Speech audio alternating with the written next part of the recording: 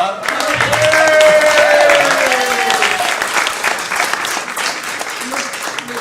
Governor Anthony Brown thinks that, well, he knows now that Maryland is a big state.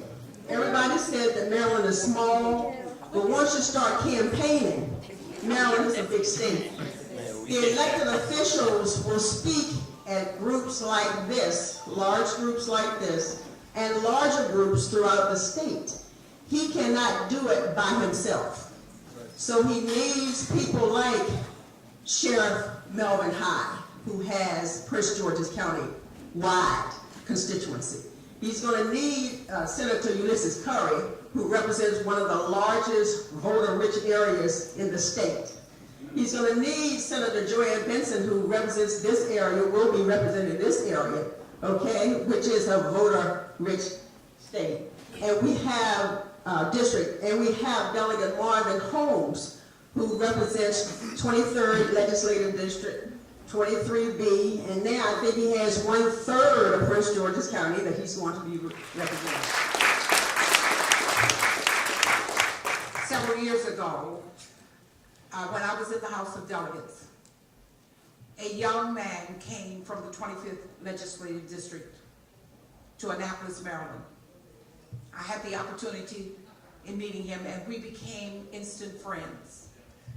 If there was a concern that I had, I could go to his office and we could talk about it. If he had a concern, he could come to my office and we could talk about it.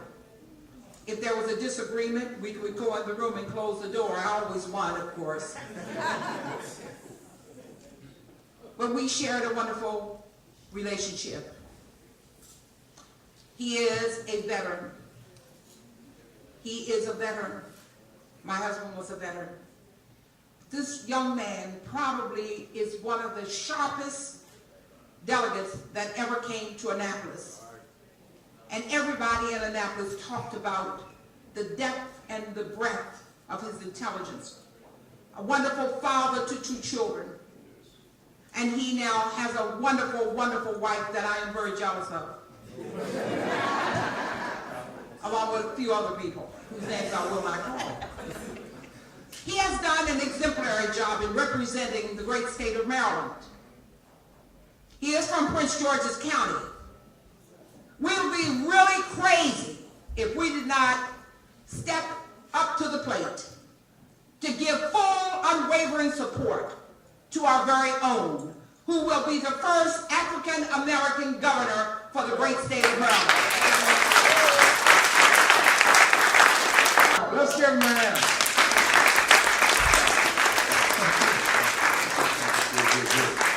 How's everybody doing? Good, good. Since you're way out there, and I know you can hear my voice, I spent 30 years in the Army. I know how to project, and since you're going to stand that far out, I'm going to move to the center of the room. First, what I want to do is I want you to join me in showing our appreciation, because I am grateful for Dot and Floyd Wilson opening up their home to their friends, their colleagues, their neighbors, and their families this evening. So I thank you very much. Last time I was here, I think it was your birthday party. Yes. Not too long ago. Yes. But I appreciate who you are and what you do in the community. And as it was already mentioned, Floyd was the first African American elected to Prince George's County Council. And for those of us who've been in Prince George's County for a number of years, in fact, 21 years ago this week, I moved to Prince George's County. I moved to Maryland believing that it was a 2-year stint, and I was heading back north. And here I am, because I found in Prince George's County a wonderful place to raise a family, to explore the opportunities, to live in a community where African Americans and people of color were doing so well and so committed to their community and to their neighbors.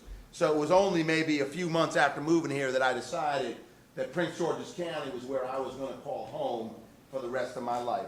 But I want to thank Floyd, because you were a trailblazer. And That's right. that trail is still hot and blazing, That's too. right. That's right. But thank you very much for what you've done. You continue to give back, always looking for opportunities to make a difference in Prince George's County. Dot, very active in the community, very supportive of me, particularly as I make my way around the county, introducing me to more and more people. This is a big county. This is a big county. I wake up here every morning, and I still run into people that say, we don't see enough of you in the county. I said, my wife says the same things. I want to thank you for being here this evening. It means a lot to me. I'm running to be your next governor, and I need a whole lot of support. I need your talent. I need your time. I need a little bit of your treasure to get this job done. And I know there are other places you could be tonight, perhaps other causes. I can't think about a whole lot of other candidates that you could be supporting tonight. But I appreciate you being here. But I also appreciate you for what you do. Some of you are in business. Some of you working in state or local government. Some in academia. The difference that you are making in our county. And I say, and that's because in Maryland and in Prince George's County, we're all about opportunity. Creating an environment, a business environment, a community in which all business people can come and prosper and do well. And I said to Bill, I said, you know what you all have in common? The 8 or so companies on the BE 100 list that are in Maryland, is that all of them support Anthony Brown for governor. All of them. All of them. Look, this is a great state, and this is a great county in which we live. And 6 years ago, when I set out with Martin O'Malley to be your lieutenant governor, many of you remember, we said we were going to make government work for more Marylanders. And then 3 years ago, when we were running for re-election, and we were joined by Senator Curry and Senator Benson, then delegate, now senator, 2 dear friends, 2 wonderful public servants, and Sheriff High, who's been doing an extraordinary job in Prince George County. You know, we reduced homicides by 35% last year in Prince George County, and all categories of crime are down. So I want to thank the sheriff, your deputies for the work you do, and Delegate Marvin Holmes, who is on the Environmental Matters Committee and has made tremendous contributions. But together, we said, we're going to move Maryland forward. And we have. In the last 6 years, we have moved Maryland forward, and we've moved Prince George's County forward. And we've built the best in the nation public schools. When I say that in Prince George's County, some people say, whoa, hold up now. But what I point out is that the kids in Prince George's County schools, they're making some of the greatest gains in test performance, academic performance, than kids around the state.